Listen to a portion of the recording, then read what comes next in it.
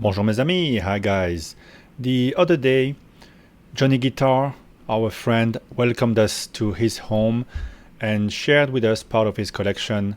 And we went from your top one to your top two, top three, four, five, and six. So I thought I would do the same exercise for me. If I had to have just one, what would it be? And it would start right here with the Rolex Digest 41 fluted. I just absolutely love this watch. It is the perfect watch for me most of the time. At least it's true on the weekend. I will probably grab Seiko SKX if I have to do some sports or any other Seiko diver. But if I have to have just one in between the dress and the sports that can do most things and that's very comfortable on the wrist, very beautiful, has a bit of lume, this would be it. Now, after that, if I have to be fair, the Tudor Black Bay 58 is the one I wear the most on the weekend. It's the one that I'm not afraid of scratching, and yet when I look at it, I have a beautiful watch. It's got that sort of vintage look to it, vintage modern, with great performance, amazing on the wrist. I love 39 millimeters. By the way, the Digest 41 is not really 41 millimeters, it's smaller than that. But then when I look at how difficult it is now to get the Sea Dweller 4000 and how much it offers, including the extra advantage of the date, the glide lock, I gotta say, I can't really go for the Tudor as the second one. I think I would be the Rolex, but I like that the Tudor has a bit more color. So for now, I'm gonna say would be the Rolex Sea Dweller 4000, which bears the advantage of being already collectible, but I'm not afraid of using it, and it's a very robust watch. Of course, I live in Hong Kong, so in the summer we go in the water a lot, so either of these is great, but I'm gonna go for the Sea Dweller as number two. So since I've done that, this one will be redundant right away.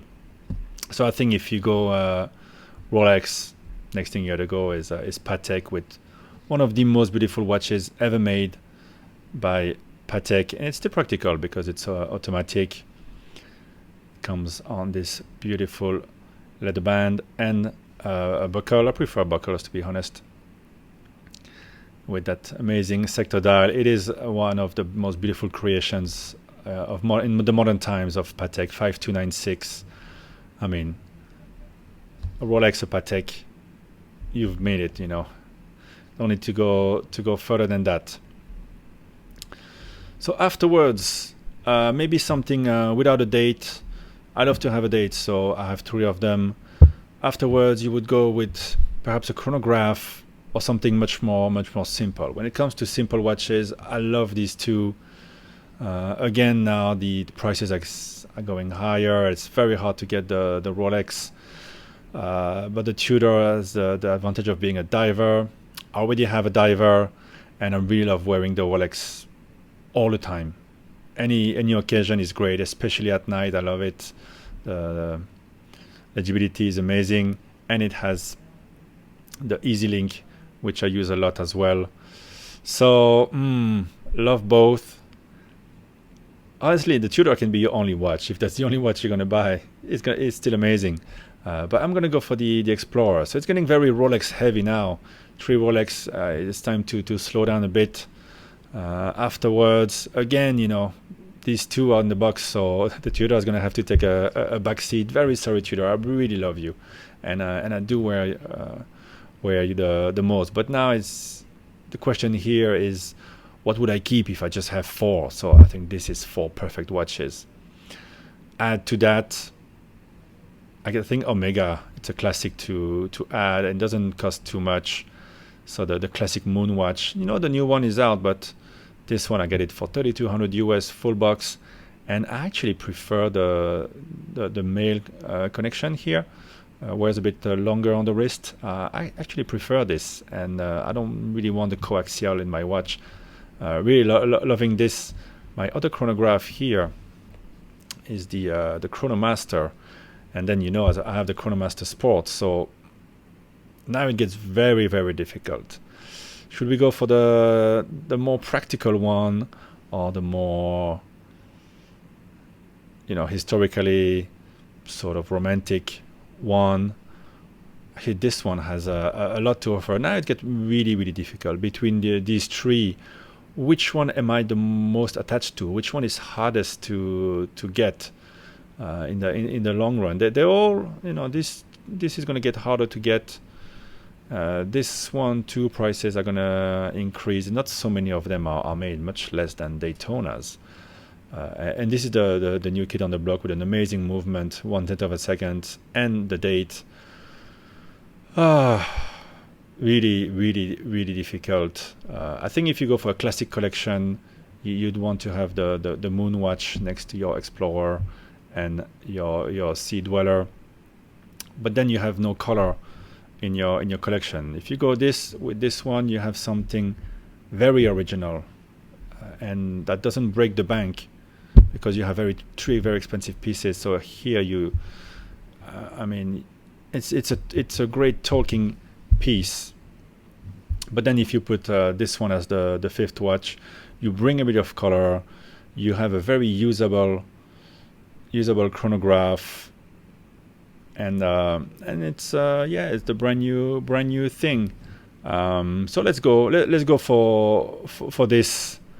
But I can tell you that it would be very difficult for me to sell either of these two. So I don't know. This whole exercise is a bit silly for me because I can't let go of those pieces here. What I love as well in my collection is this because nobody has it. It has a bit of the world time feel. It has a great complication. It's a lot of gold. I mean the value for money is amazing with the Jaeger-LeCoultre Memovox International. So rare. It's a very special pleasure because those in a way are more common options. Maybe not this one. This is very uncommon. It's a pleasure that I have in a collection. So I could even choose it over the Patek in a way, because then you have the gold. You have something very interesting, very, very unique. It really depends where you want to go. And for me, I just hesitate. I change my mind every day.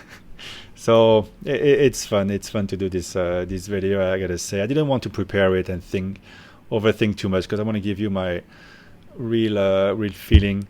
The Cartier is great here because again I got a great deal on this ultra slim automatic Cartier with a Piguet movement. If you're gonna have one watch with a different shape, this is an excellent option, I have to say, but very hard to find like this without the date. Hey, I love all my watches. I mean, look at this 5134. Some people would kill to have a watch like that. Then the splash of color, the Rolex Milgauss. That could be your only watch as well. It does everything, and it's very resistant, but very, very shiny bracelet. Since I'm here, let me show you the latest edition, the Kurono Mori Anniversary Green, designed by Hajime Asaoka. Let me know what your top 5 would be. Very hard to fill the fifth spot, and very hard to leave behind the JLC.